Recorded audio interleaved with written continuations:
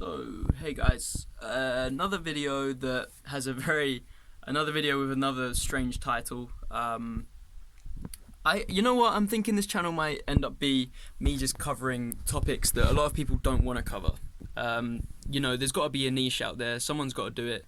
So I'm gonna be that guy. Nah, I'm just kidding. I don't want to box myself into doing just weird topics. I want to be talking about everything in my life, good and bad, big and small. So today's video, as you can tell by the title, talking about scabs. The first time I ate a scab, I must have been about 5 or 6. I mean, that's as early on as I can remember. I may have been eating them before that, but I remember the first time I remember that I ate a scab. I can tell you the story. I got this scab. I fell off my bike, actually. I fell off my bike at the park, and I was with my mum. And obviously, scabs don't happen straight away. I had to wait about a week till the scab was ready to fall off. It was as a lot of scabs are, it's pretty itchy. I'd almost itched it off multiple times before I'd had that sudden panic, that's my scab, crap, I better not itch that off. Let that scab sort of heal. It'll, as your parents say, it will fall off when it's ready to fall off. So I left that scab, but the curiosity, like, what's under that scab? Is it going to carry, when I pull it off, is there just going to be dry skin? Is it going to be bleeding again? The worst is when part of the scab starts coming off, you go to rip it off and then it starts bleeding, or it's really sore. That's, you can't go back. You can't really stick that scab back down. It's sort of, you got to rip it off now. But that's a whole nother topic for another video. I'm talking mainly about eating scabs here, so it sounds so silly, but man, again, I know you may have seen my previous video about smegma. It's another silly topic, but there are a lot of health benefits to eating scabs, eating smegma, and eating snot. Probably realistically the most beneficial is eating snot, but this video is not about that. I'll have to do another video about that, but this video is about eating scabs. So let me get onto the video with no more further ado. So yeah, when I was about 6, the first time I remember eating a scab, the texture. First of all, okay, it wasn't a massive scab. It was on my arm. Was not that big. I peeled it off. I was going to throw it away, and I thought, this has been with me for 5 days now. Am I really going to, it's been loyal. It's not like it could leave, but, that it's been there with me. I'm quite a hoarder. My personality is a hoarder. I don't like to throw things away, so I've got this scab in between my index finger and my thumb, and I'm thinking, do I drop the scab on the floor, or do I put it to a more grand use? Do I make the most of this scab? And that's what I did. I made the most of the scab. I put it in my mouth. I chewed it with these 2 teeth here. My 2... I forgot the name. I know that these are your molars and these are your incisors. I can't remember. No, these are your incisors. These are your canines. So I chewed it with my incisors. I chewed the scab slowly. I put the scab onto my tongue. I just, had a taste. And I was expecting it to taste a lot worse. It wasn't actually that bad. The scab was pretty nice as far as scab you'd expect the scab to taste. It's not bad. It's literally just a build up of dead skin. It doesn't taste like blood necessarily. Blood tastes very much like iron. It didn't taste much like iron, but yeah, back to scabs and consuming scabs. That was when it all started. So as I've got older, it's carried on. I can't lie. I've been eating scabs ever since I was young. Thing is though, I'm not someone that self-harms. I don't agree with self-harm. I think it's a very negative thing to do. So I've never given myself scabs.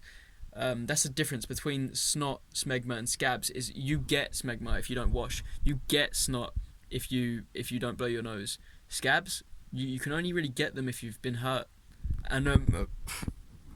And I don't agree with self-harm, so it's sort of like that's one of the reasons why I love scabs even more, because they're a treat.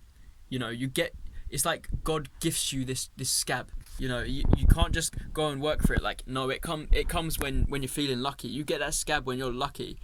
And when I see people pull a scab off and not eat it, like, what are you doing? You're wasting that scab. I mean, I'm not gonna eat your scab, but you should eat your scab. I mean, it's crazy. It's crazy to me. Scabs are another one of those bodily things that, when consumed, are beneficial for your immune system. So we looked at the scab data, and we realised that there's a lot of things with scabs that can help So say you've been on a train in a t-shirt, someone has coughed near you, and some of the spit has landed on your scab. You go home, you pull that scab off and you eat it. You don't realize it, but you're actually saving yourself. You are saving yourself from getting a very nasty virus. And that's what I preach. You know, I'm here to help you guys. I'm here to let you guys know the benefits of bodily excretions and stuff. So my advice, if you want to survive this winter, you don't want to get ill, eat those scabs. Don't think twice, just eat those scabs. You don't need to tell anyone. You don't need to tell your girlfriend that you've eaten a scab. She's not going to be impressed, because I know the general idea of eating scabs is disgusting, but really it's not. The people that say that are very close-minded, very insecure people. It's often the people that eat scabs that are the most successful in the business world. I can actually show you my foot. I've got a lot of scabs on my foot at the moment. I don't know if you can see because the light. Let me try and put it in a better light. 1 second, let me take my other shoe off. Okay, here we go. You're about to see my scab live and direct. I'm going to put it on here. So, here you can see my foot. So I don't know if you guys can see there's a scab there. I had a scab there, I pulled it off and I ate that. I've got another scab here and some smaller scabs. The reason why I have those is because I suffered a burn. I actually kicked a fire and there was actually some plastic and rubber on the fire. Very illegal, disgusting behaviour. I don't know who started the fire. This was in a public place. I literally I kicked it because I wanted to put the fire out, and ended up getting some of that residue on my skin, and now I've got scabs where it's burnt, it blistered, and now I've got scabs. So I'm really looking forward to actually eating those. I'm lucky to have got more than one scab there. Actually, quite an epic win, to be honest. I've got quite a few scabs there, so I'm looking forward to consuming those, and I'm looking forward to the health benefits of those. I may even keep one or two of them and wait sort of a week, but have like one a week, because I've got no other scabs on my body right now. So yeah, that is my vlog about scabs and eating scabs. This video is not a joke, and if you are thinking of leaving a mean comment, you can just piss off. I don't want to read it. I'll delete it. And if any of you guys also eat scabs, let me know in the comments, because it makes me feel less alone. I do feel quite lonely in this world. A lot of my choices are not the popular choice to do, and I don't believe I should feel wrong. Like, I don't believe I should feel like the weird odd one out because I eat scabs or I love the smell of smegma. Like, why should I feel like the weird one? I feel like you're the weird one for not accepting me, and I think everyone needs to just not only accept me but just do what they want to do. Like, you can tell I'm doing what I want to do, man. I eat scabs. I recognise the data and the health benefits of scabs, smegma and snot. It's not a joke. When you wake up and you realise the benefits, let me know and I'll add you to my WhatsApp chat. Thanks for watching this video, and I'll catch you on the next one.